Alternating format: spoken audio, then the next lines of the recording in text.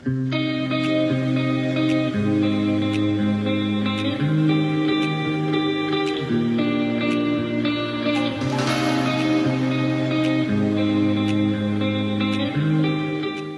de volta com o Casa Mais para saber ainda mais sobre essa técnica, o Feng Shui. E a gente está aqui na suíte master desse apartamento. Ô Ju, conta pra gente qual é a primeira coisa que você analisa quando chega num quarto. A primeira coisa que a gente analisa, de acordo com o Feng Shui, é a posição da cama, Di.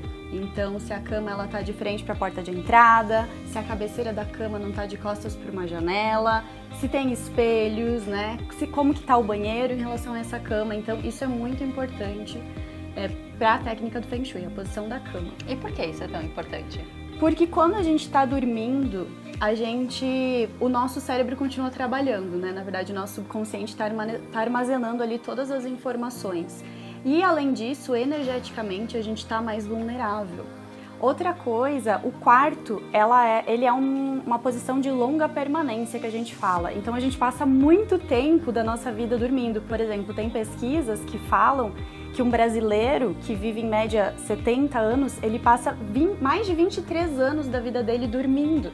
E isso influencia, obviamente, em toda a nossa qualidade de vida, na nossa saúde, né, no nosso bem-estar. Por isso que é tão importante. E me diz uma coisa, nesse quarto aqui estava tudo dentro dos conformes?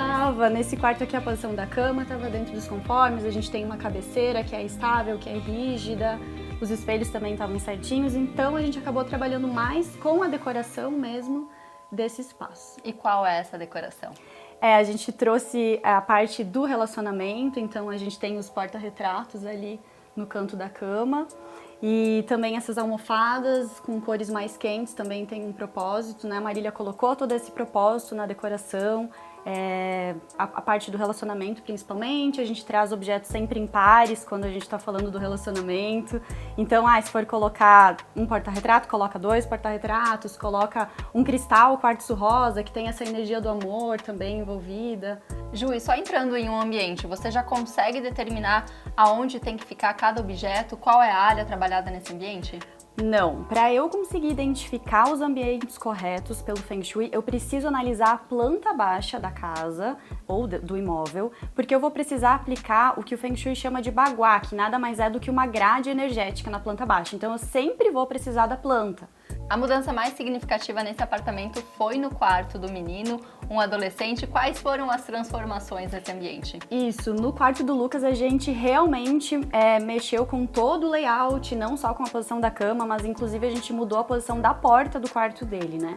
Então no Feng Shui ele tem essa parte mais subjetiva, que é essa parte da decoração com um propósito, mas também tem a parte bem objetiva, que é a questão de como que o cérebro ali dele está interpretando esses espaços e que de fato mudar o layout, posição da porta, cama, né? Então ali no quarto do Lucas, a Marília optou por trocar mesmo a posição da porta, porque ele estava dormindo com o corpo dele alinhado com a porta de entrada. E isso faz com que qualquer pessoa nessa posição se sinta mais cansada, que ela se sinta mais agitada durante a noite. Tanto que a Marília relata que assim que ela fez a modificação, o Lucas já se sentiu mais seguro e passou a dormir melhor. Outro ponto importante ali no quarto do Lucas foi o mobiliário que tinha em cima da cabeceira da cama dele. Então tinha bastante prateleiras ali, e isso pelo Feng Shui causa um sobrepeso, uma sensação de sobrepeso para o subconsciente. Então não são questões conscientes, são questões do subconsciente mesmo, e que trazem esse sentimento e que consequentemente vão trazer essas sensações para a vida dele. Então quando a gente tirou esse sobrepeso da cabeça dele e a gente tirou aquela porta alinhada com a cama, ele passou a dormir melhor. Outros detalhes mais sutis também vieram para agregar tudo isso. Sim, porque tem a questão também do quarto do Lucas, que a porta do banheiro continua um pouquinho ali alinhada com a cama. Então a gente trouxe um cristal multifacetado, a gente colocou ali na porta do banheiro para poder harmonizar essa questão. Essa é uma saída para quando não consegue fazer a alteração de layout, se tenha mesmo assim uma harmonização. Perfeito. Para tudo no Feng Shui tem uma solução, tem uma cura. Então, obviamente, vai ter lugares que a gente não vai conseguir trocar a porta de lugar, a cama de lugar. E aí, para isso, a gente usa técnicas, né? Pode ser um cristal, pode ser um espelho. Tem diversas formas aí de poder estar harmonizando esse lugar.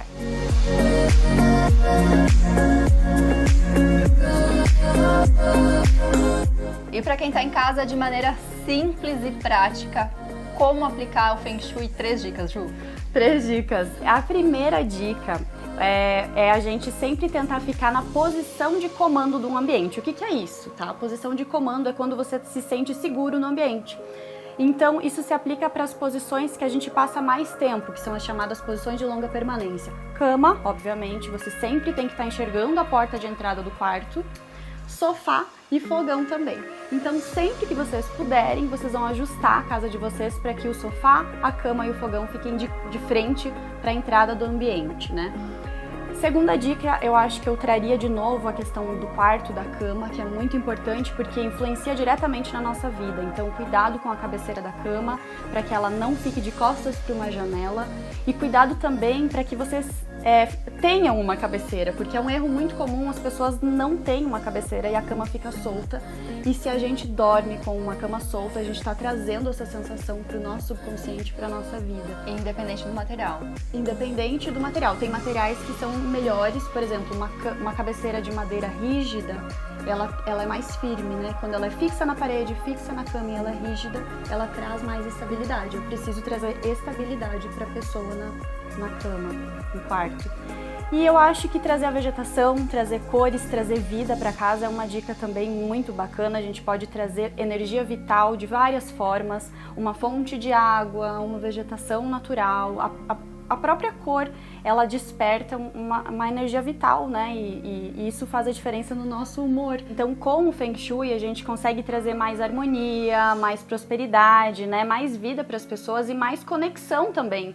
É muito bacana essa conexão que a pessoa passa a ter com o próprio espaço. Tá certo, Ju, muito obrigada pela sua participação. Eu tenho certeza que já tem gente em casa mexendo alguma coisa, mudando alguma decoração de lugar para trazer essa harmonia. Muito obrigada pelas dicas. Obrigada a você, Diana.